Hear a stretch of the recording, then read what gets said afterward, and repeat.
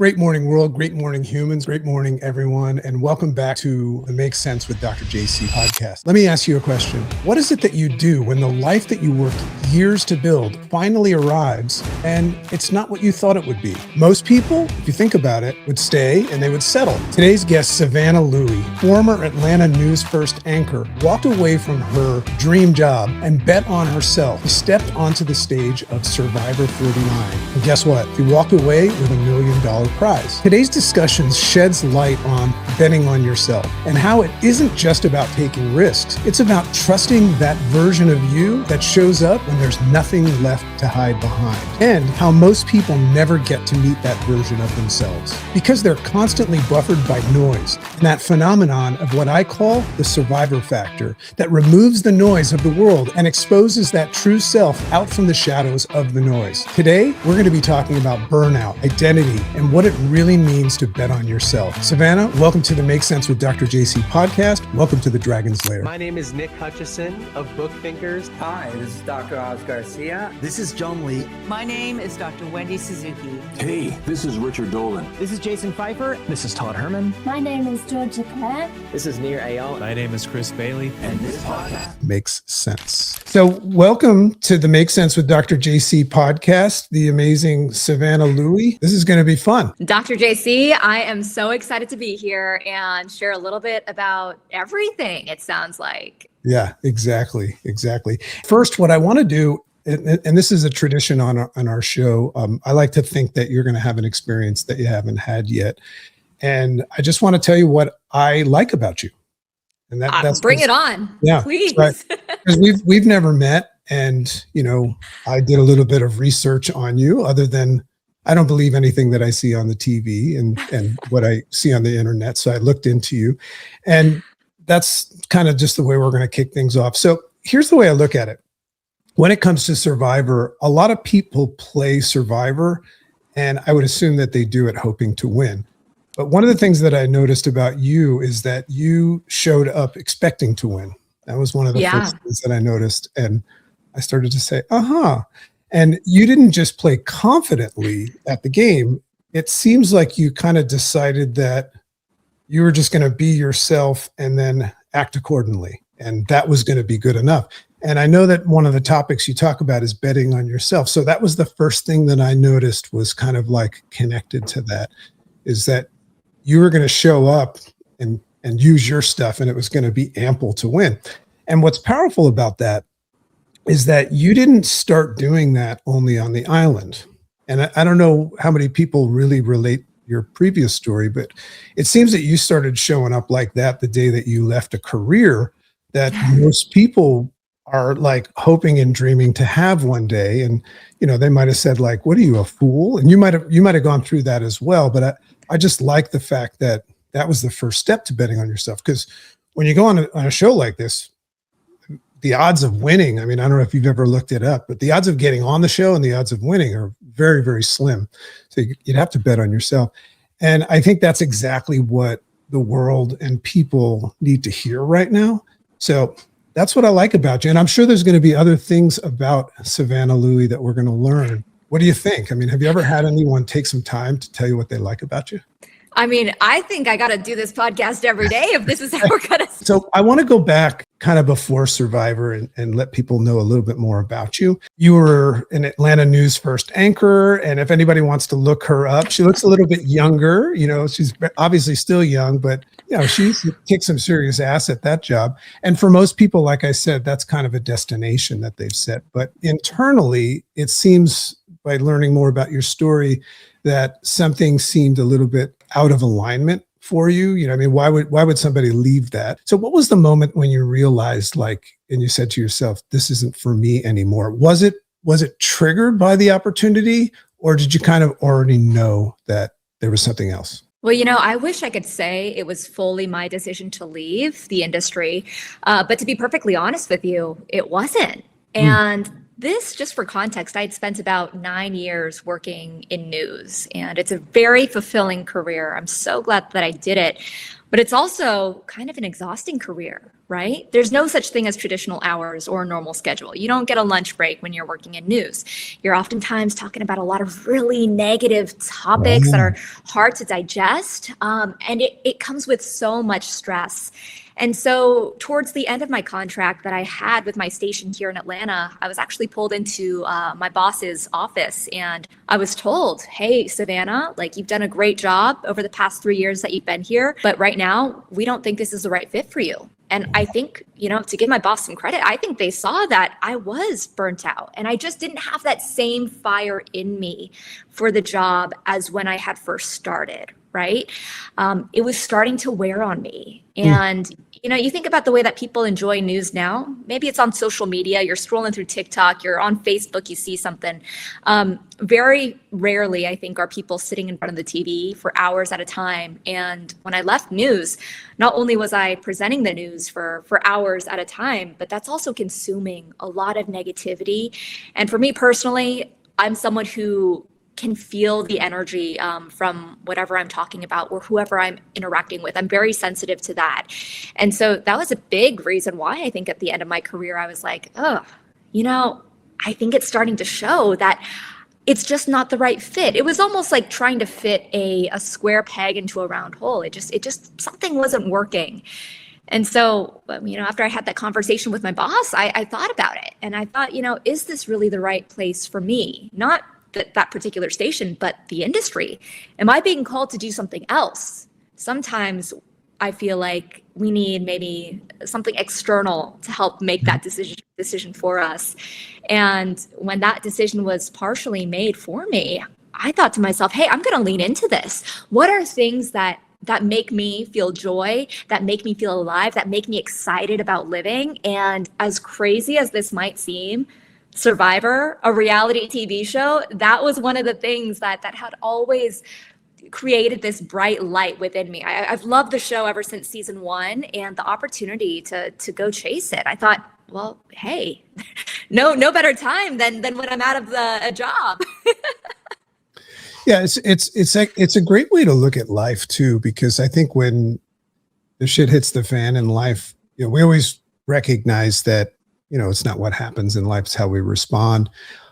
But it seems like the universe was kind of like working with you. And because a lot of people might have the opportunity or the desire to be on the show, but they can't. It's not an opportunity because they're hooked into family. And I always wondered how people left their family and did that stuff. I don't know if that would be my bag, but it seems like you kind of like said, okay, so what's next? And just quickly, how did the opportunity for Survivor come? Did you just say, I'm gonna like apply for it? What was that about?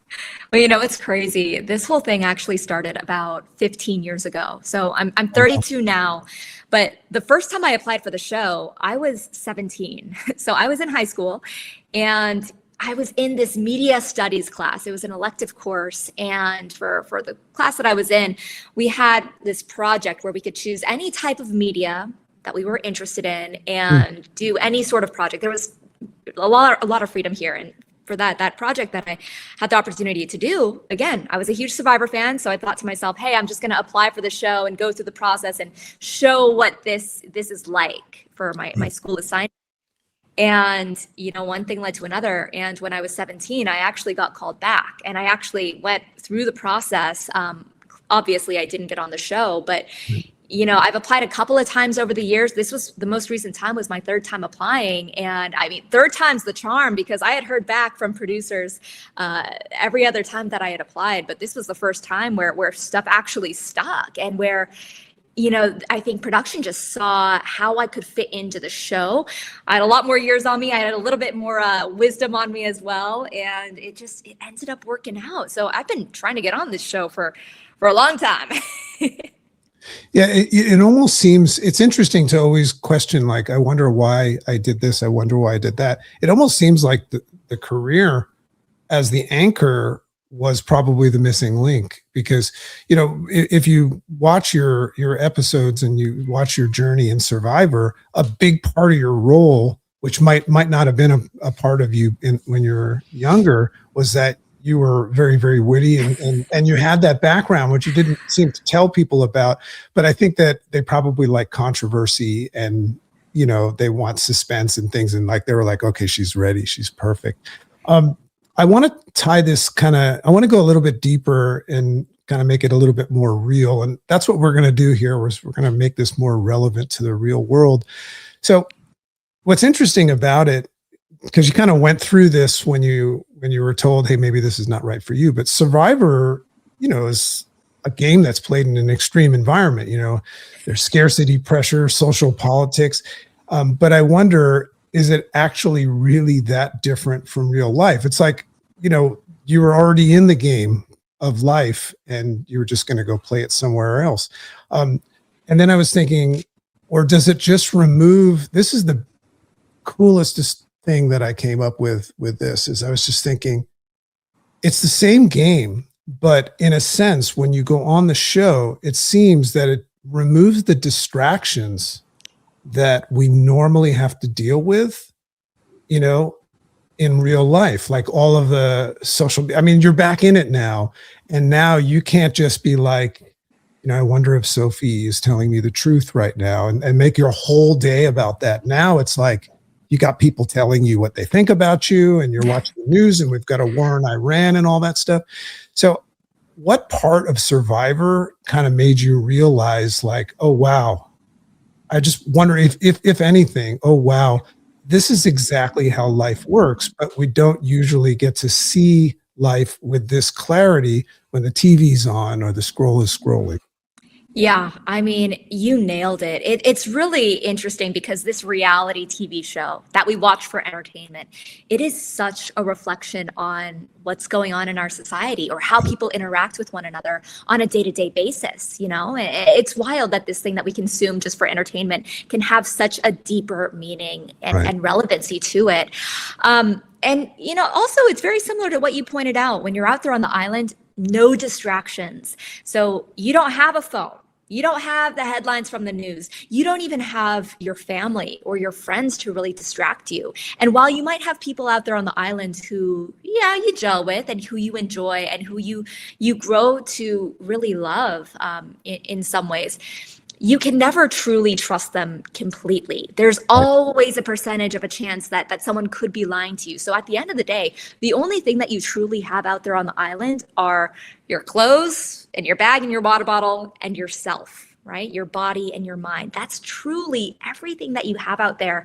And when you're in the moment and when you're forced to be present like that, and for many of us, that's the first time in our lives where we've truly had the opportunity to show up and be present like that. Just because naturally, living as a human being in 2026, we're surrounded by noise, whether we want to be or not. It forces you, I think, to show up in such a raw way. There's no hiding from any emotions or frustrations or fears that you might have out there.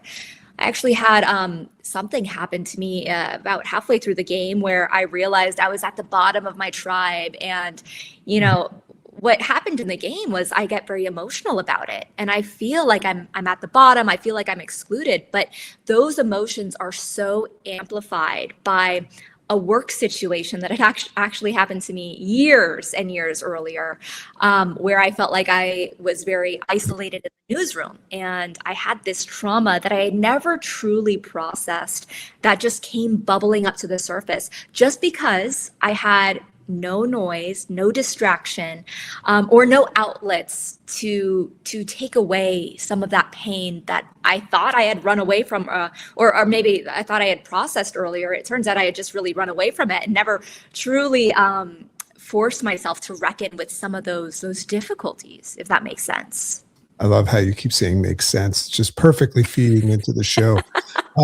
Name of my book is Make Sense as well. So absolutely, it's such a fascinating thing to look at it, because most people would have just assumed that the whole purpose of Survivor and the potential blessing of it is this idea of winning, right? Or even getting close so you get more exposure, or I'm sure everybody has their different reasons.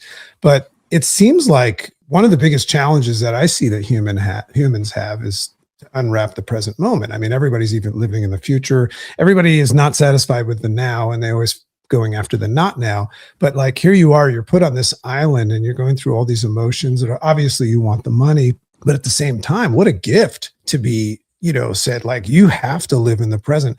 And the other thing that I would see, which makes the fact that you won so impressive, is when you have a bunch of people that are free from the noise and they're just living in the present moment, I would assume that it's very hard to bullshit people. Yeah, it is. It is. And you know what's so funny? I actually saw a life coach before I went out to play the game. And one of the things that we worked on together was almost like processing your emotions and trying to separate emotion from some of your decision making.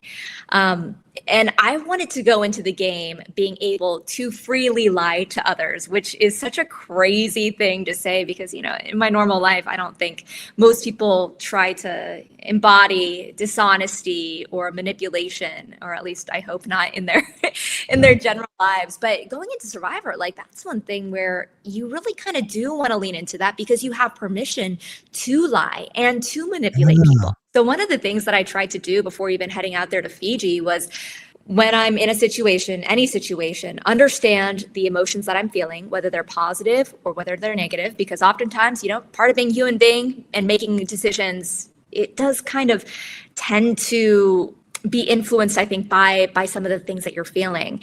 And once I was able to understand the exact emotions I was feeling, whether it was anger or distrust or low self-confidence, I could then move forward and logically think without letting emotions rule me, okay, what's the best decision to make going forward? And when I was able to think logically, it almost helped me be more dishonest with people when I needed to be. But I will say one of the crazy things about my time in the game is I actually played a fairly honest game, I think, compared to the way that we see some of these other people play. I was so loyal to my allies, and I think that that's one of the things in my real life where I'm a very loyal person to my friends and my family. And in the game of Survivor, parts of you are always going to shine through. So even in this game that is based on deception and manipulation, I mean, being loyal is such a huge part of who I am on this day-to-day basis. I had no choice but to really lean into it. And I think ultimately that's what helped me win the game. So fascinating to have permission to lie. And I just wonder, because in real life, it's like there's a very, very definitive line. Like if you lose somebody's trust, it's like, I got enough problems in life. I'm not talking to this. But when it's gamified, I'm just wondering, like, how much like real human to human conversations were happening like off camera. Like when you go through a scene and there's cameramen following you around and you're like, oh shit, like I'm not only dealing with this person, but somebody's like recording what I say and the people vote and all that stuff. How many times did you like get out of a scene per se and like have some time walking through a trail with somebody and there's nobody following you? If that happens, where they're like, hey man, you were a little out of control there, like real sister, like, were you telling the truth? Like, does that stuff happen? So one of the crazy things about Survivor, there are always cameras rolling. Even in the middle of the night when you're asleep, there will be one camera who's filming literally nothing happening, just in case something does happen. Like, wow. That's how amazing their crews are. But yeah, I think a huge part of being able to be successful on the show is finding maybe that one or two person who has your back and who can be brutally honest with you.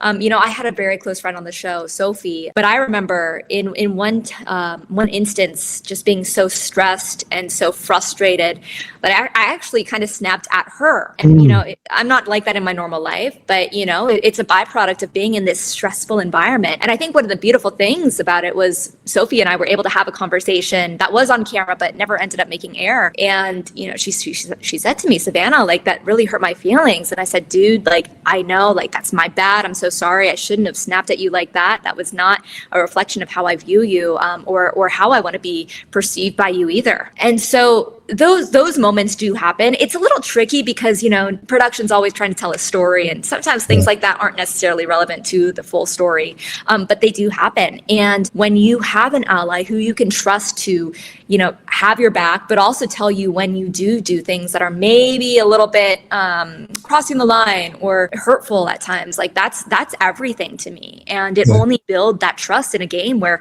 trust is everything. Yeah, I mean, like trust is everything in life, and that's what's so weird is you have to actually manipulate somebody, like somebody that you're like, I'm going to hang out with this girl in the real world. I hope so, but I'm going to screw her, if I have to. I would assume that the only time that, like you just mentioned, Sophie, that you guys are still friends, like she was an actual friend. You guys probably didn't really know that until you decided to hang out after, so like how. It's just amazing how somebody could put so much work into an alliance and a friendship, but then all of a sudden be like, I was totally bullshitting, man, you're out, So is that the way it is? Is like, you really know somebody's true colors once the show's over? Yes and no. It's so interesting because on the show, you are seeing everybody for who they are.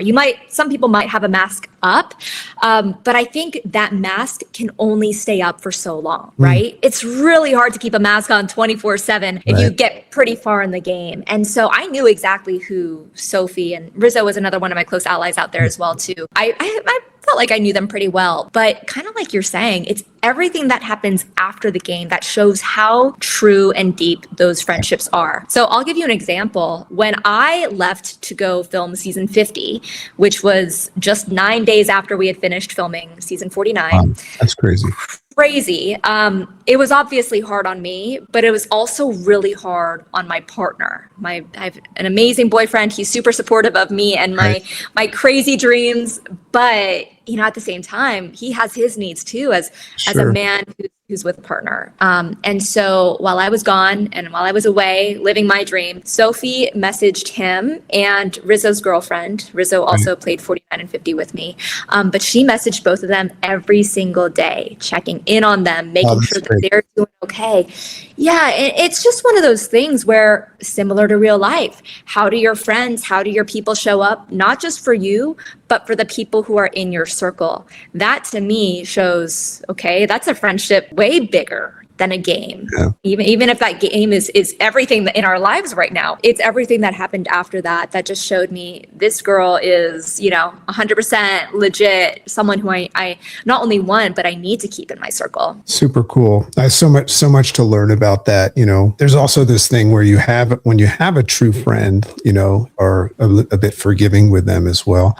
So most people think that pressure changes them, but I believe, and this is kind of something I talk about on the show, that pressure actually reveals people. So I just want to talk about your own personal growth journey from this experience, or your whole experience. When you were exhausted, hungry, and, backed into a corner, you were crying, like you said, what is it that you discovered about who you really were on this show? Oh my gosh, I love that question. There is so much truth to pressure reveals who we are. And I think it's kind of up to us when we're having those high moments, those good moments, the moments where it just feels so easy. It's up to us to shape our character and to grow and improve during those really positive moments. So that way, when things get tough, we reveal maybe some armor that we've created for ourselves during the positive moments. But when I was out there in the game and I had those obstacles and I felt so alone, I mean, when you truly feel like you're by yourself, you are forced to kind of see what you're made of. And one of the things, I learned a few different things. Number one, your body physically is capable of so much more than you would ever think. I went like days without eating anything but coconut. Typically, if that's all you're eating, it doesn't stay long. No, yeah, and it causes digestive issues. It is not good for your stomach. And so it gets to a point where you either have to choose, okay, am I going to be eating this coconut to nourish myself and feel sick to my stomach, or am I just going to not eat and have no energy? And it's a tough decision to make, but one that you're forced to make in the game. But you truly realize, I mean, stranded on an island with very little food for 26 days, getting terrible sleep, sleeping in the literal dirt and sand, that sounds insane. And it kind of is, and I tell people this all the time. if they're interested in doing the show, but they're a little hesitant, your body can do so much. Your body is programmed to take on a lot more than we force it to go through every day. And I'm not saying everybody should go starve for 26 days on an island or anything like that, but I think most people are never forced to realize how incredibly powerful and strong our bodies are when they need to be. But more importantly, I think than that physical aspect of strength is that mental toughness. You know what I mean? And my mental toughness, I mean, kind of like I said, it wasn't something that I created or that I shaped when I was on the island. It's something that I built from childhood, really. And it's something that was built not only in tough moments where in life maybe I felt lonely or I've maybe felt like I was at the bottom of the tribe when I worked in a newsroom. I was at the bottom of the newsroom, so to speak. Not only things like that, but when I've felt like I'm healthy and I'm strong and I'm capable, still continuing to push myself every day, whether it's with, I don't know, I'm just thinking about things that I was doing in my personal life, whether it was with intense workouts, maybe training for a marathon, maybe pushing myself to hit a new PR in the gym, whether it was at work, trying to turn the best possible story to be the lead story of a newscast, to get a story before the competition at other news stations. There's always been something in my life where I've thought, I want to see if I can not only do this, but do the best version of it. And that creates a type of resilience. That resilience shows itself and appears when you're in these stressed moments. And so when I'm on the island and, you really have to almost test that, I had been putting things to the test for years, and that's ultimately what showed up. Yeah, that's amazing. It's once again, it's just a wonderful opportunity outside of what most people are thinking about when they go into that mode. Okay, so we're going to switch into superfan mode here for a second. Okay. For these two that are, according to my son, it's so funny for you to think about this because a lot of people are watching, but there's like groups of people that like get together to watch it. That must be so funny. My son's he's a great guy. He's very responsible. He's got a great job and gets good grades, but he likes his food, So, you built strong alliances, and this is kind of what they wanted to know. And it's probably interesting for you to find out what people were curious to know. But you built strong alliances with Rizzo, Sophie, Sage, and Jawan, and I kind of know who these people are. So from the outside, according to your super fans, it looked like you had a solid, and that's a Jeremy word, a solid social game. So here's the question, and this comes from Jeremy and Quinn, and this is one of his best friends. Were you surprised by Christina's question at the final tribal? And did you feel like it was a fair critique? That's what they want to know. Yeah, it's so funny. That question was crazy. And, if people are listening, they're not familiar with Christina's question for me at that final tribal council. Christina asked me if I could name a family member from every member of the jury. And I told her straight up, I don't think I can do that. Just for context, it's day 26. I'm exhausted. I just want to wrap this thing up. And I told her I don't think I can do that. And Christina asked me to try, and I maybe named 3 people from the jury's family members. So to answer your question, though, even though it's not a question I would ask, and I didn't think it was reflective of my social game, I think she's absolutely in her right to ask something like that. And it kind of, you can kind of relate that to things in real life as well. Just because I place a priority on other things like the physical part of the competition or the strategic part of the competition, other people might want to vote for a winner of the game based off of if they know the family member. Right. And at the end of the day, that's Christina's decision. She's so within her right to do that. And people are going to do that in our everyday lives, maybe not with, sitting on the jury and awarding someone $1 million for a game, but, we're going to run into those things. We're not always going to agree with maybe that perspective, but we certainly have to respect it. And then secondly, we also need to figure out how to best give the jury what they want to hear. Right. So in that moment, I knew I'm not going to be able to do this. So I'll own up to it. I'm not going to tell Christina, yes, I can, and then, just fail miserably, but I'll own it. Yeah, sure. Maybe I didn't have a social game that required me to remember and memorize everybody's family members. But you know what I do have? I know a little bit about each and every one of you. Yes. And so I wanted to find a way to answer that question. And again, if you didn't watch the show, instead of naming a family member from everybody, I started telling people what I knew about them, maybe touching on things that I knew about their family, but, also talking about conversations that we had that were really meaningful to me. And I hoped that in doing so, maybe the jury would recognize, okay, yeah, sure, she doesn't remember my mom's name, but she remembers that we talked about this and we bonded over this and it was an important conversation, and that the game is about a lot more than memorizing a name at the end of the day. Yeah. And it's so funny that they call it the jury, because it is really like a court of law. And it seems like Christina is trying to, defamate you. She's trying to say like, oh, let me show you how full of crap this girl.